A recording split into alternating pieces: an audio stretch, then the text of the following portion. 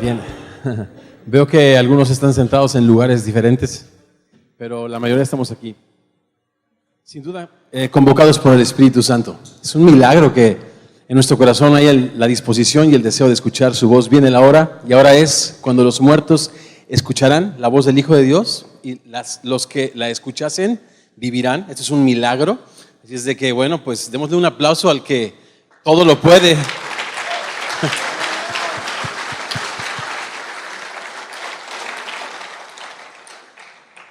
Es un gozo y un honor para mí estar en esta conferencia que de verdad me está haciendo reflexionar mucho, me está podando, me está ayudando, me está animando, me está consolando, me está fortaleciendo. Es un honor también estar en amistad. Agradezco muchísimo la confianza de Hugo, del pastor Hugo, de cada uno de ustedes. Gracias, es un privilegio.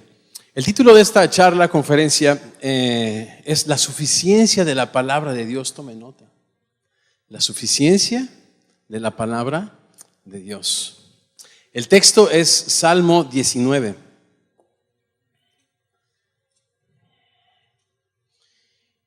Y entre los versos 7 al 9 encontramos una porción en la que nos vamos a detener por unos minutos y reflexionar bastante. Salmo 19, comenzando en el verso 7. La ley del Señor es perfecta, que convierte el alma. El testimonio del Señor es fiel, que hace sabio al sencillo. Los mandamientos del Señor son rectos, que alegran el corazón. El precepto del Señor es puro, que alumbra los ojos. El temor del Señor es limpio, que permanece para siempre. Sus juicios son verdad, todos justos. Tengamos una breve palabra de oración, si me acompañan. Hermoso Dios, te agradecemos tanto por tu palabra eterna, Señor. Cielos y tierra pasarán, tus palabras no pasarán. Es increíble cómo tu palabra, Señor, participa de tus atributos, de pureza, de verdad, de eternidad, de poder, de gloria. Señor hermoso, abre nuestros ojos para que en ella veamos tu gloria como en un espejo, Señor, y contemplando tu gloria, Señor, seamos transformados como a tu imagen por tu Espíritu. Oramos esto y más en tu precioso nombre. Y los hombres de propósito decimos, amén. Corría el año de 1996. Bueno, tengo 53 años, ¿no? Ya cuento mi vida por décadas, bro. Hace algunas décadas, literalmente en el siglo pasado, recibimos mi esposita y yo una llamada de Yuri, la cantante, Yuri y Rodrigo. Les habíamos conocido meses antes cuando llegó a sus manos un cassette de nuestra música, ¿no? Esa música les había animado la banda Torre Fuerte, con la que Dios nos permitió también ir por toda la América Latina como pioneros de la música cristiana. Y ella nos comentaba, bien emocionada con las buenas nuevas, era una buena época para ella, ¿no?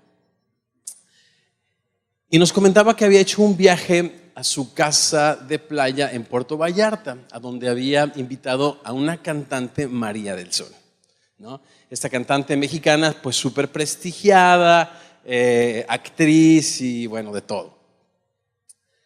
Y nos dijo, pero estamos en medio de una gira importantísima, nos gustaría cuidarla y no sabemos y no podemos. Y quisiéramos, Héctorito y Gaby, si nos hicieran favor, pues, de cuidarla. En otras palabras, quisiéramos endosársela. Entonces dijimos, pues va, ¿no? Conocimos a María, nos hicimos buenos amigos y comenzamos una célula de estudio bíblico en su casa. Eran también años para mí de mucha actividad con la banda Torre Fuerte. Digamos que era como pues la época de clímax. No duramos mucho tiempo, duramos como 4 años viajando mucho, 5 máximo, pero en el 96 era como el apogeo. Habíamos ganado premios internacionales en Estados Unidos de música cristiana, en español, etcétera, etcétera, etcétera. Entonces empecé a declinar un poco mis viajes para poder quedarme más y poder dedicarme a este grupo pequeño, ¿no? Es muy interesante porque María pues invitaba a sus amigas, ¿no? Y tenía muchas amigas como los tamales, chile, mole, guacamole, de todo, ¿no? Y y resulta que bueno, en esa sala llegaban amigas de ella muy escotadas con la ropa muy arriba y, ¿no? Y mi esposa llegaba con una bolsa enorme y de repente, ¿qué traes ahí? Trae unas Biblias de este vuelo en las piernas de cada una de ellas. Órale, a leer, órale a leer, órale a leer, órale a leer. Y la verdad increíble, pasó por ahí el grupo Caló. María Sorté llegó después de 10 días de no dormir, de estar hospitalizada en el Hospital Humana, y recibió la esperanza y el consuelo de Cristo y una vida nueva, y es un instrumento de Dios increíble en el gremio donde ella se encuentra, y tiene una historia fascinante. Rocío Banquels y mucha gente llegó por ahí, me decían el pastor de las estrellas, ¿no? Me acuerdo la angustia tan tremenda que tenía María, porque María nos decía, bueno, algunos fines de semana teníamos que viajar y ella iba a alguna iglesia, era invitada a otra iglesia, asistía a una iglesia y no sabía a la iglesia a la que pertenecía, y yo la verdad no era como muy claro sinceramente con ella, no le decía yo todavía que esta era una iglesia, ¿no? Entonces un día muy frustrada me dice, Gaby le dice, bueno María, tranquila, este grupo es una iglesia. Dice ella, ¿qué? ¿Qué es una qué? Aquí tu casa es una iglesia, o sea, tranquila. ¿Qué es una iglesia? ¿Y quién es mi pastor? Pues Héctor es tu pastor. ¿Tú eres mi pastor? ¿Tú eres mi pastor? Sí, tú eres mi pastor. Pues chíflale, me dice. Ahora yo digo, esta me salió más cabrita que oveja, ¿no? Pero fueron interesantes tiempos en la que estábamos avanzando el reino de Dios en esa ciudad, en ese lugar, con esa gente preciosa que se convirtió en mi familia. Pronto nos salimos de su casa y nos fuimos a algunos hoteles. Fuimos al Hotel Finisterre en Tlalpan y empezó a crecer también el grupo allí, y cuando nos salimos ese lugar se incendió, algo loco. Pero después empezamos a subir un poco de categoría, rentamos el hotel Four Seasons allá en Reforma, ¿no? Nada más escucharon la música de Fermín Cuarto y de María, a la semana siguiente nos corrieron literalmente, y empezamos a hacer los corridos, ¿no? Los corridos de Semilla, y alguien pues creativo no faltó para que pusiera las coplas y los versos, y literalmente se hicieron los corridos de Semilla. Terminamos en el Centro de Espectáculos Premier. En los 80s era súper famoso, en los 90s estaba declinando. A los pocos meses que nos movimos ahí, el Centro de Espectáculos Premier estaba completamente abarrotado y lleno de jóvenes. De hecho, hicimos un video que está en YouTube que se llama Semilla de Mostaza Presenta. Ayer, de hecho, lo traigo un poco a colación porque algunas personas se me acercaron. Oye, ¿tú eres el pastor de Semilla de Mostaza que cantaban en México con María y con Fermín Cuarto, o es tu hijo? Le digo, no, ya no me parezco, yo sé, pero soy yo, bro, todavía soy yo. Era muy, muy interesante. Después de que este lugar tenía ciertos problemas porque era un bien incautado de la PGR, porque pues finísimas personas eran los dueños, ¿no? Tuvimos que salir de ahí y ya la dimensión de la iglesia era tal que no encontrábamos un lugar fácilmente para meter a todo ese ovejerío, ¿no? Finalmente aterrizamos en un lugar por las tardes. No era la mejor opción, pero esa fue la opción. Recuerdo que muchos de los jóvenes se sentaban alrededor literalmente del auditorio. Había, no sé, 500, 600, 700 sillas, y los jóvenes aparte se sentaban atrás. Y hacíamos mucho énfasis en la música, ¿no? Tocábamos lo que le llamábamos el repetitorio celestial desde entonces, bro. Eran las 5 canciones las mismas, bro. Y toda la gente se las sabía, y cualquiera que llegara ahí, no, hombre, qué avivadas. No, ¿cuál avivada? Era la misma canción, bro. Ya todo el mundo se la sabía. Y tocábamos el repetitorio celestial, pero de repente, pues literalmente, sin querer usar jerga religiosa, Dios me abrió los ojos a la realidad. Y estábamos dirigiendo un compañerismo cristiano superficial, con gran énfasis en la música, gran énfasis en los conciertos, gran énfasis. Todavía no había tanto media y pantallas y luces como ahora, pero hacíamos mucho énfasis en eso. Hicimos un concierto, te digo que después en Monterrey, y estuvimos en la Macroplaza, y la música de Semilla se oía por todas partes, llegó hasta Sudamérica sin nosotros distribuir formalmente la música, etcétera, ¿no? Pero cuando empezamos a ver la vida de la gente, de mi equipo, nos empezamos a dar cuenta que vivíamos vidas superficiales. gente que se emocionaba pero no se comprometía, ¿no? Muchísimo asunto de fornicación, ¿no?, entre los jóvenes. Y entonces llegas a estas conclusiones de que un grupo grande o un cuerpo grande no necesariamente es saludable, pero un grupo saludable necesariamente crece. Y ese era a la inversa, ese había crecido y no necesariamente era saludable, ¿no? Y llegó a mis manos este Salmo 19 y transformó mi manera de pensar, mi manera de vivir, mi manera de enseñar, mi enfoque en el ministerio, y fue el parteaguas de lo que hoy es el movimiento de Iglesia Semilla de Mostaza en el continente, ¿no? Y es una iglesia que hace énfasis en la enseñanza bíblica, pero tiene una razón de ser. Y yo necesitaba platicarles cuál era la razón de ser.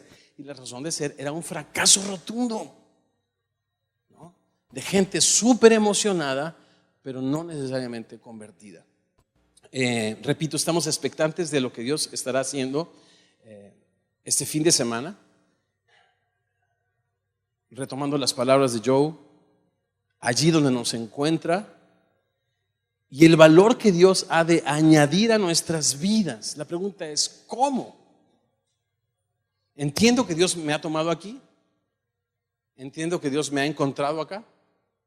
Entiendo que Dios ha de añadir a partir de aquí valor a mi vida. La pregunta es, ¿cómo? Yo quiero traer delante de ustedes, pero sobre todo delante de Dios, su palabra, el Salmo 19, con el tema la suficiencia de la palabra de Dios. ¿Puede ser? Bien.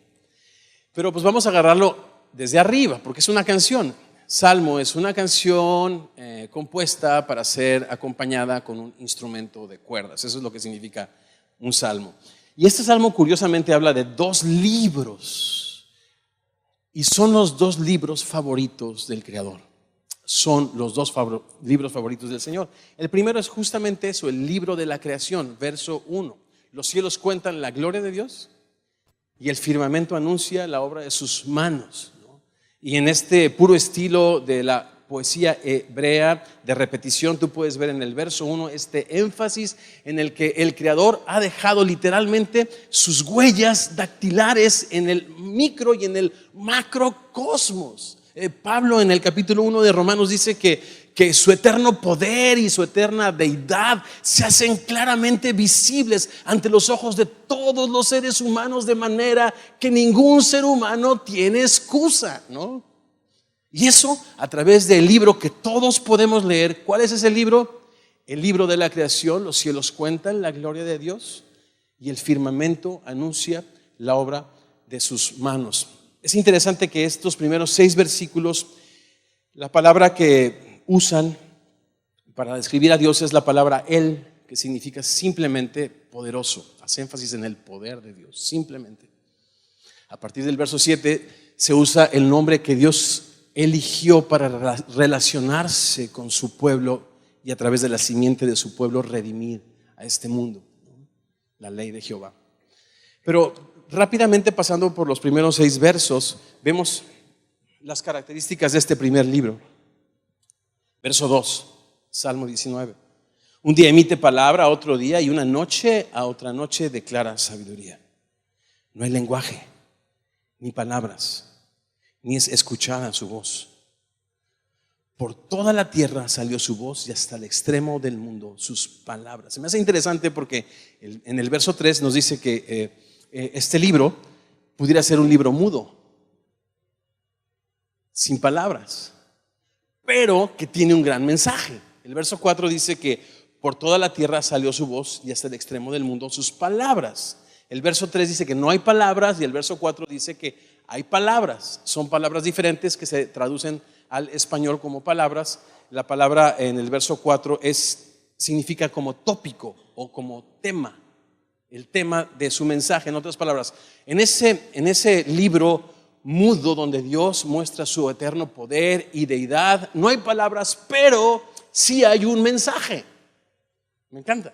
Sí hay un mensaje, y desde el principio, cuando Dios creó el cielo y la tierra, Y Dios vio que todo eso era bueno y que nos crea a su imagen y semejanza para poder tener nosotros una revelación de su poder y de su gloria, y nos da ese mandato para nosotros multiplicar ese poder, esa gloria, y darla a conocer y fructificarla, y aún sojuzgar y gobernar este mundo con esos principios que Dios nos ha revelado, hasta que toda la tierra sea llena del conocimiento de Dios, como las aguas cubren el mar. Me encanta la canción que está tocando la banda de la danza.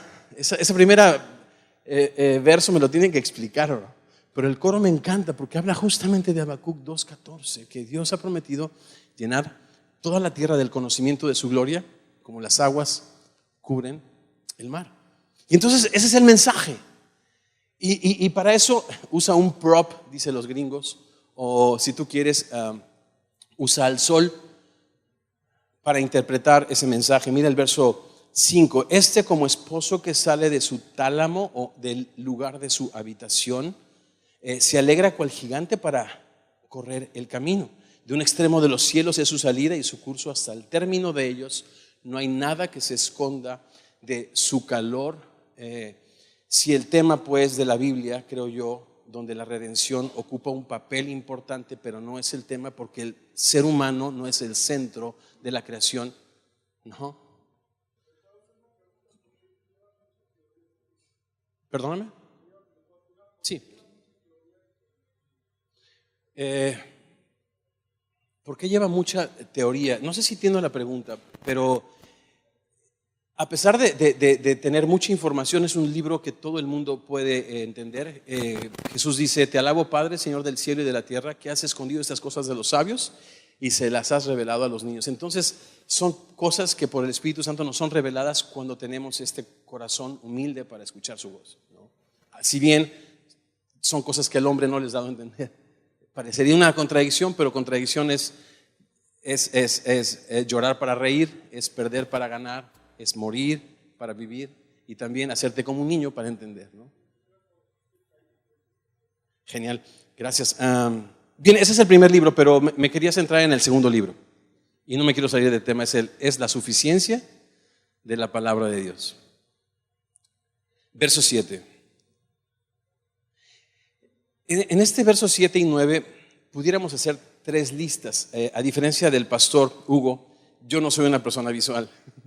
Y eso me juega en contra, bro. Me juega muy en contra, porque como soy músico, la música existe solamente cuando suena. O sea, no ocupa lugar en el espacio ni en el tiempo. Es un arte dinámico, a diferencia de los artes plásticos. Los artes plásticos ocupan un lugar en el espacio y en el tiempo, ¿no? Yo soy músico, bro. Para mí existen las cosas de una manera subjetiva, bro. Pero he aprendido a enseñar de manera que no me malentiendan. Así es de que no se preocupen, me voy a dar a explicar, me voy a entender. Versos 7 al 9, pudiéramos hacer 3 listas. 3 listas, ¿no? La primera pudiera ser los títulos que se le dan a la Biblia.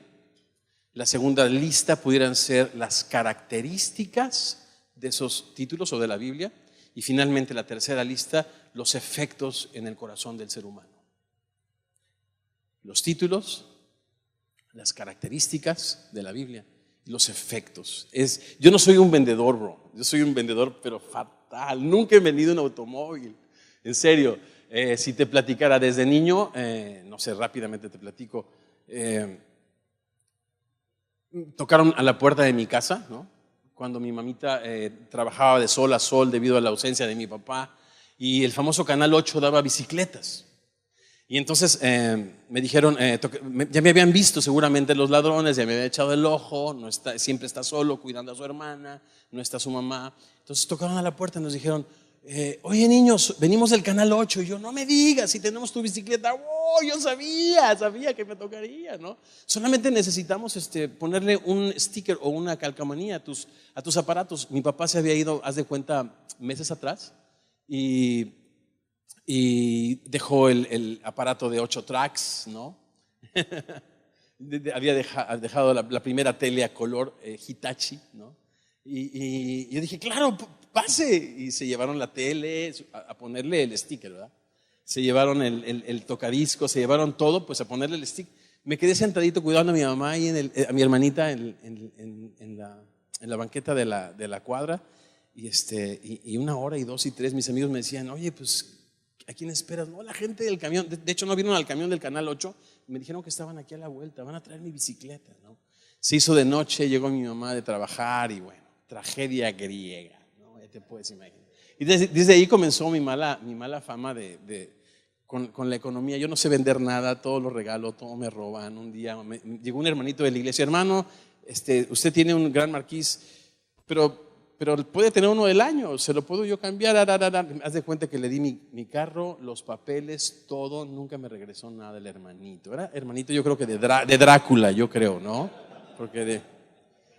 Pero mira, yo soy mal vendedor, pero cuando se trata de venderte la suficiencia de la palabra de Dios, voy a hacer mi mejor esfuerzo, porque me funciona, me ha funcionado. Y como oraba, he descubierto que la Biblia, y no lo leí en ningún libro más que en este maravilloso, santo, eterno y poderoso libro, participa de los atributos divinos. Esto está cañón, esto está increíble.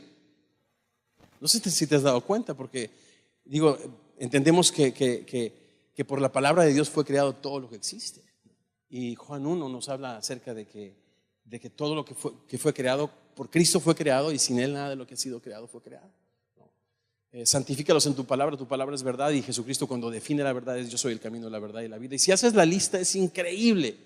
Participa de los atributos divinos. Y a pesar de ser el pésimo vendedor del planeta, yo quiero que salgas hoy tomando una decisión de comprar sin precio el valor y la riqueza que hay en este libro, mi querido hermano. Porque efectivamente Dios nos tomó donde estábamos y quiere añadir valor. ¿Qué te parece si comenzamos a permitirle que lo haga a través del poder y la suficiencia de este libro? ¿Le parece? 6 títulos, 6 características y 6 efectos. Primer título, la ley. La ley significa el conjunto de leyes espirituales que harán que consigamos un ideal, o el ideal de Dios para nosotros, ¿no? El conjunto de principios para conseguir nosotros el ideal espiritual. La ley, ese es el título. Es de Dios, la ley de Jehová. Es perfecta. Esa es la característica. Esto es interesantísimo, ¿no? Porque cuando estás en situaciones, y aquí hay pastores de jóvenes y hay personas con responsabilidades, si eres líder de familia, bueno, tienes tremendas responsabilidades, y sentimos una ansiedad increíble cuando tenemos que enseñar, y te toca enseñar, y bueno, ¿de qué autor, qué libro, qué predicación, qué estilo? Bro, la Biblia es perfecta. Eso significa, desde cualquier ángulo que la observes, no le falta nada. Es perfecta. Y no solo eso, convierte el alma.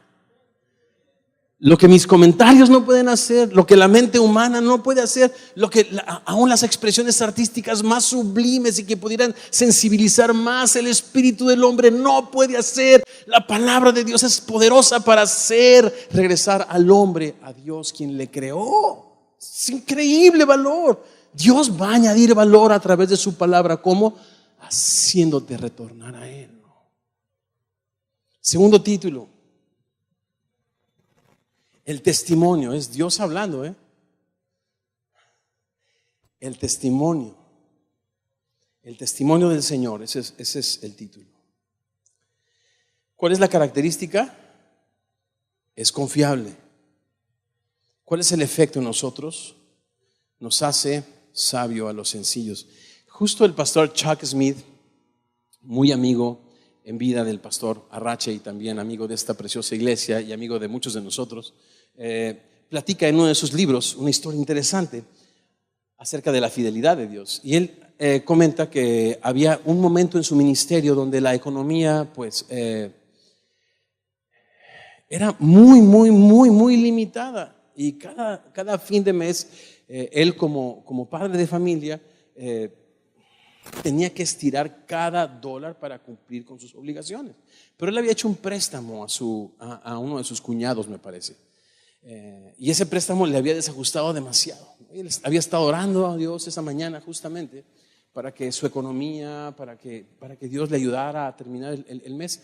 Y resulta que el cuñado le llama y le dice, Chuck, pues con la novedad de que finalmente he recibido este dinero con el que confiaba, y entonces te voy a pagar el lunes, ¿no?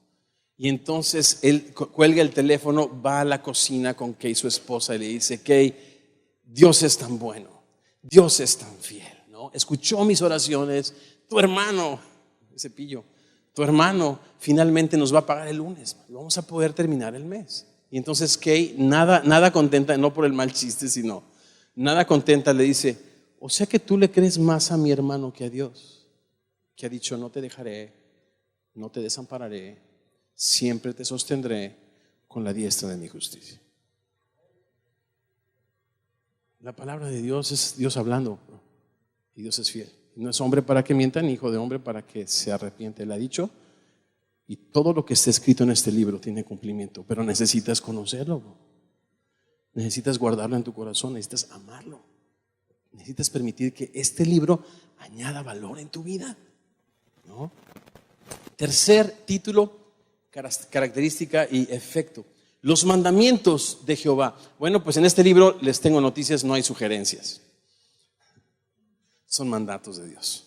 Porque si Él es Señor, ¿dónde está su honra? Si Él es Señor, ¿dónde está nuestra obediencia?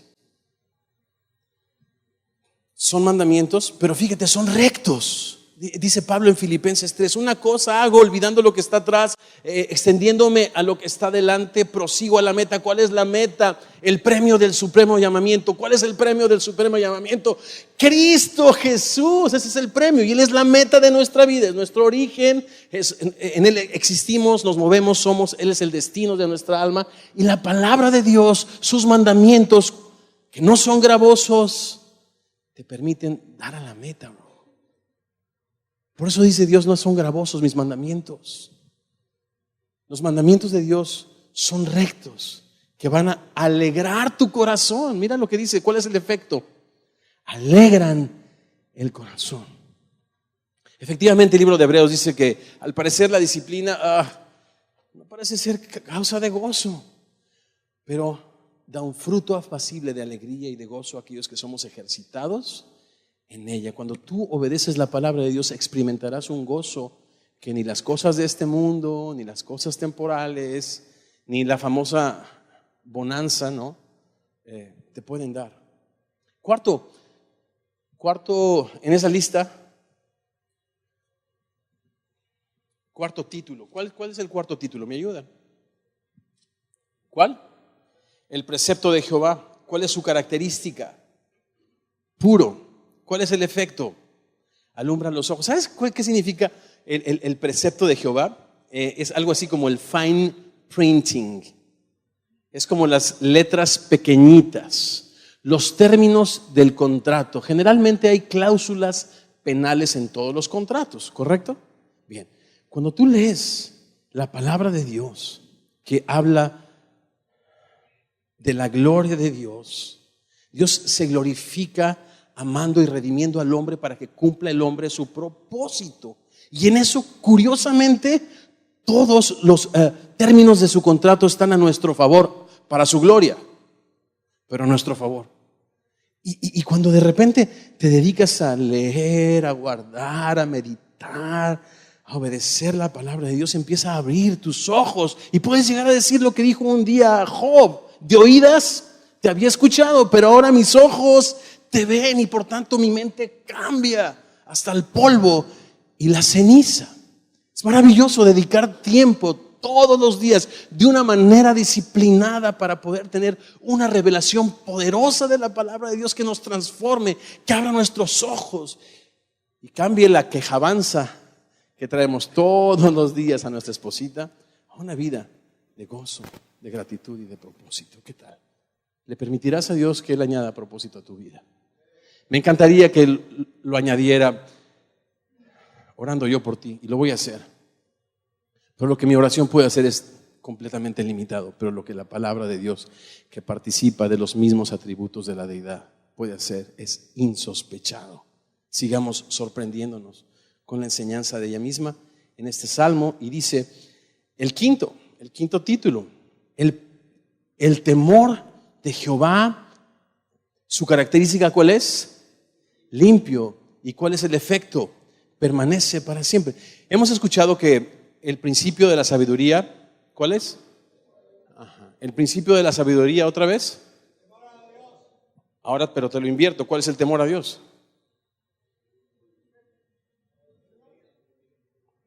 La Biblia. En el contexto, estamos observando los títulos que la Biblia misma le da a la palabra de Dios. Y dentro de esa lista encontramos que uno de los títulos es el temor de Dios. Efectivamente, el temor de Dios es el principio de la sabiduría, ¿verdad?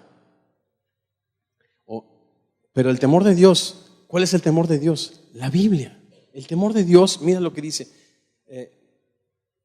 es limpio y es justamente la Biblia es comparada con el agua.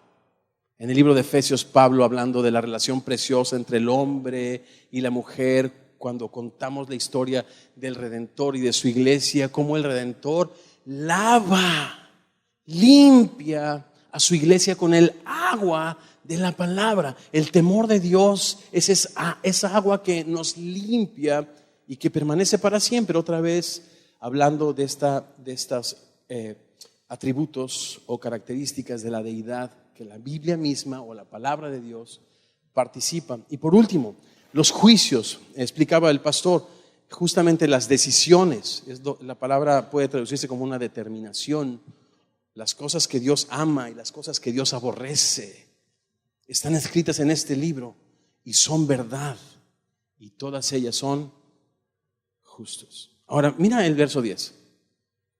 Deseables son más que el oro y más que mucho oro afinado. Yo no sé, cuando éramos niños nos gustaban los juguetes, ¿verdad que sí? ¿Cuáles eran los juguetes que jugabas tú de niño?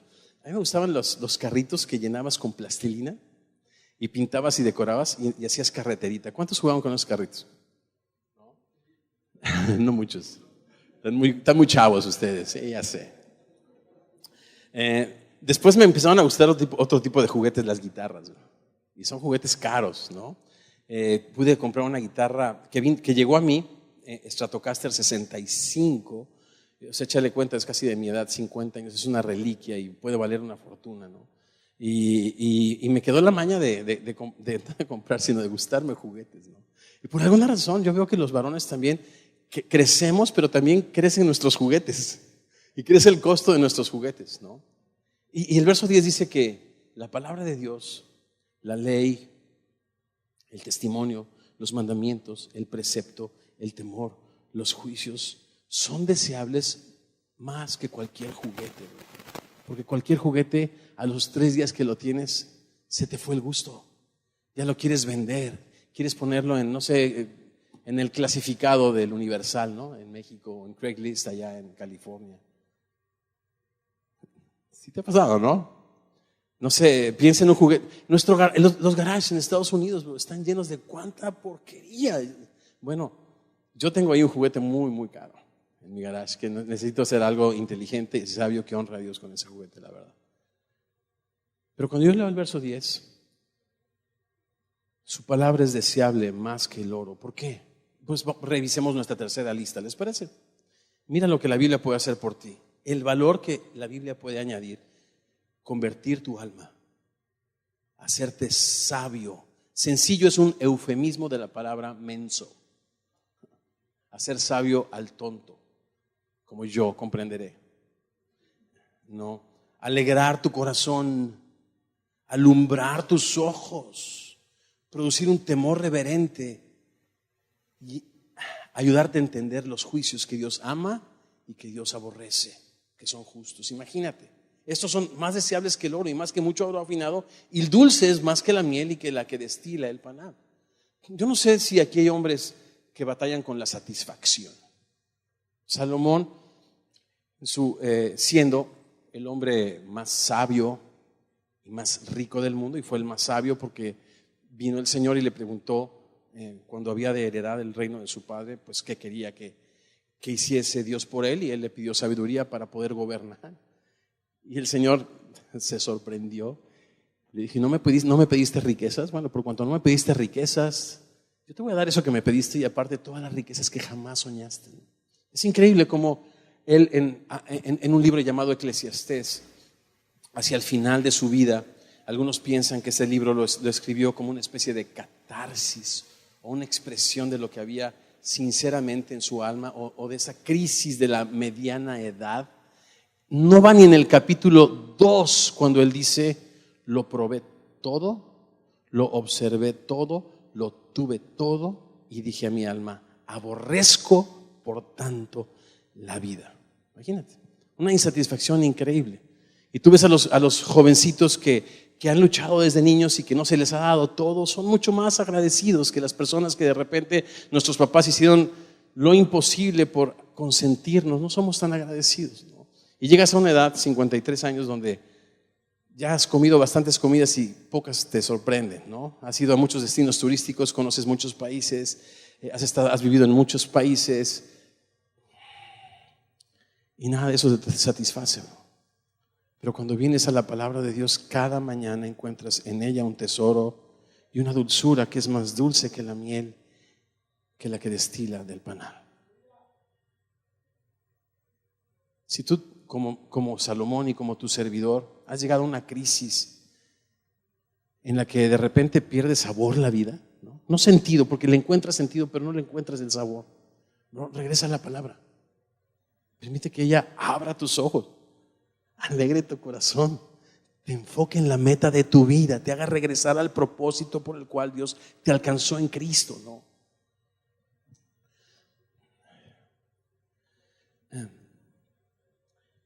Mire el verso 11.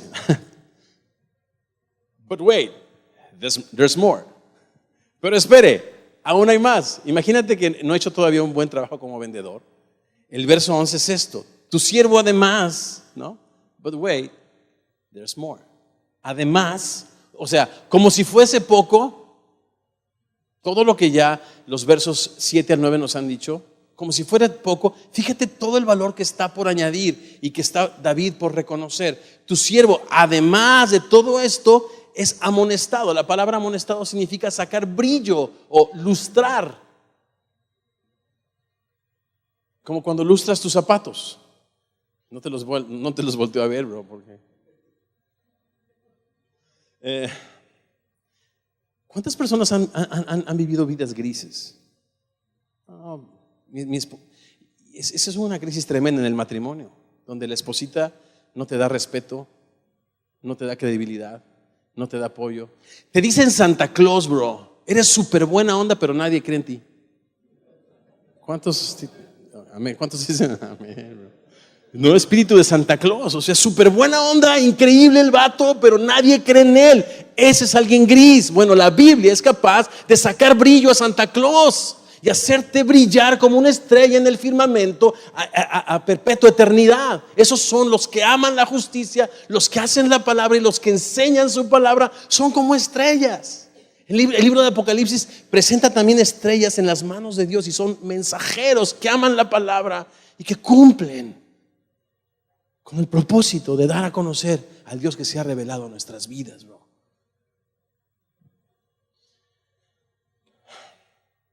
Tu siervo además es amonestado, es abrillantado con estos preceptos. Ahora déjame leer los títulos para que refrescarlos: la ley de Jehová, el testimonio de Jehová, los mandamientos de Jehová, el precepto de Jehová, el temor de Jehová, los juicios de Jehová. Estos son los que nos abrillantan cada mañana, bro, de una manera diligente, de una manera organizada, disciplinada en guardarlos. Hay grande galardón. Y sabes, yo he meditado mucho en la palabra guardar. ¿Y qué es guardar? Es guardar. O sea, yo tengo guardado mi teléfono. ¿Y cómo lo puedes guardar? Bienaventurado el varón que no anduvo en consejo de malos, ni estuvo en camino de pecadores, ni en silla de escarnecedores se ha sentado, sino que en la palabra de Dios está su delicia y en ella medita de día y de noche. Será como un árbol plantado junto a corrientes de agua que da su fruto en su tiempo, su hoja no cae, todo lo que hace prosperará. Eso es guardar la palabra de Dios, memorizarla por espacios cortos. La primera frase, repetirla, memorizar, la siguiente frase. Y después de que la tienes, la repites y le empiezas a meditar y empieza a tener una revelación increíble. Y empieza a hacer su trabajo en tu mente, en tu alma, en tu corazón. Y en guardarla pues hay grande galardón. ¿Cuál puede ser ese gran galardón? Salmo 37 dice, deleítate en el Señor, ¿se acuerdan? Y Él... Y nosotros lo leemos pues un poquito mezquinamente. Pues me voy a deleitar en la alabanza hoy, ¿no? Para que entonces saliendo de la alabanza Dios me conceda o este capricho o esta... Dice Santiago, tenemos porque no pedimos y luego cuando pedimos mal, ¿no? Entonces no está hablando de pedir mal, está hablando de que has guardado la palabra de tal manera en tu corazón y sus pensamientos se han impregnado tanto en tus pensamientos que tus deseos empiezan a hacer sus deseos. Y entonces cuando tus deseos empiezan a hacer sus deseos, Él concede las peticiones de tu corazón. Porque 1 Juan 5 dice que si pedimos de acuerdo a su voluntad, Él nos oye. Y si nos oye, sabemos que tenemos las peticiones que le hayamos hecho. Eso no se llama religión. Eso se llama ser un discípulo de Cristo. El que me ama, mi palabra guardará. Y yo me manifestaré a Él. Eso es lo que dice el Señor en Juan 14, bro. O sea, no es un juego, si es tu decisión y si te la vengo a vender, bro. Y siempre los vendedores te caen mal, ¿verdad? Me propuse hoy caerles mal, hacerte sentir mal, hacerte sentir que te hace falta algo, porque el vendedor también te hace sentir como que chino, bro, pues de verdad, como que lo tengo que comprar, porque la verdad mi vida no está pero ni cerca de ahí.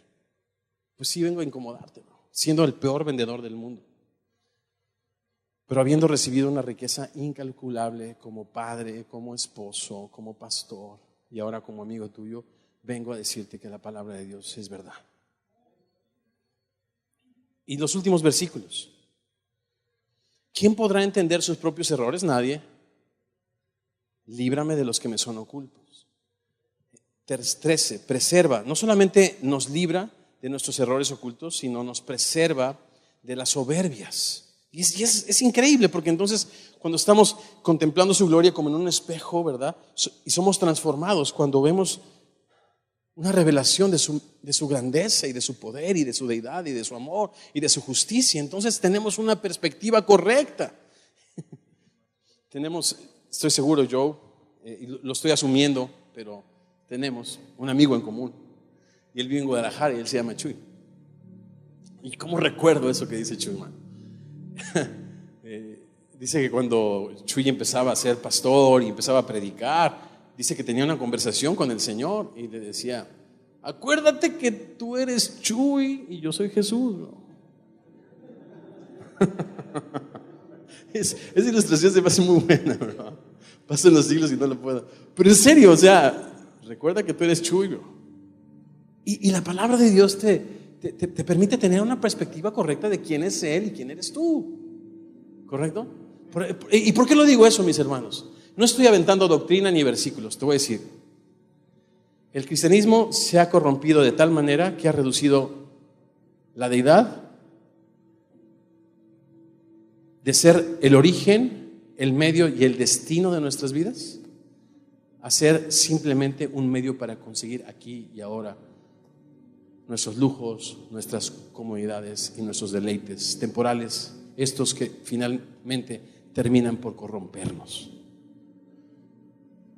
O sea, no es que cuando leemos acá que es importante mantener una perspectiva de quién es Dios y quién es nosotros, es escapar literalmente de esa manera de pensar.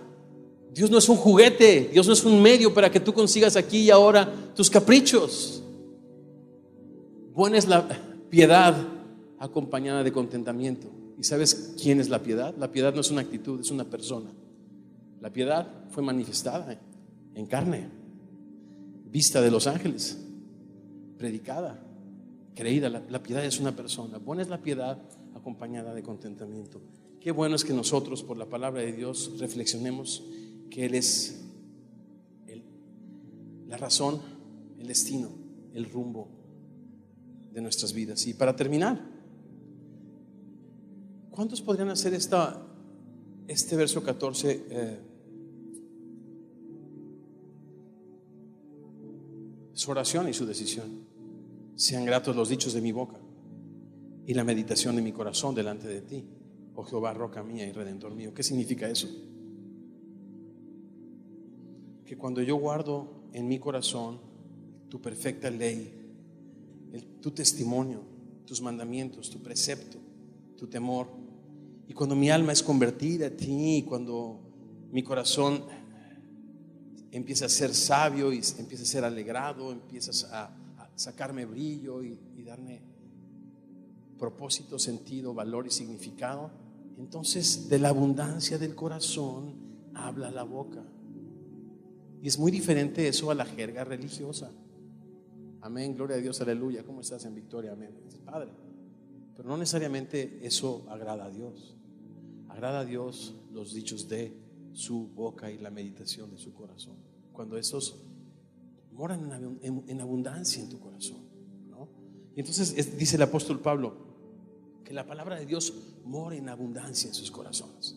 Y después dice, por lo tanto, todo lo que hagan y todo lo que digan, háganlo en el nombre del Señor para su gloria. Pero no puedes vivir para la gloria de Dios y hacer las cosas en el nombre del Señor si la palabra de Dios no está morando en abundancia en tu corazón. Prepárense, porque las 2 siguientes conferencias de lo que voy a hablar es de esto, de la palabra de Dios. Y quiero urgirte que este día no te vayas sin comprar lo que tu familia y tus hijos necesitan para guardar la fe. ¿Cuál fue la crisis de Israel? Ayer hablaba el pastor Joe de una época terrible, la época de los jueces. Sí, no había rey, cada quien hacía lo que bien le parecía, pero cuando lees el libro de los jueces te das cuenta que hay algo.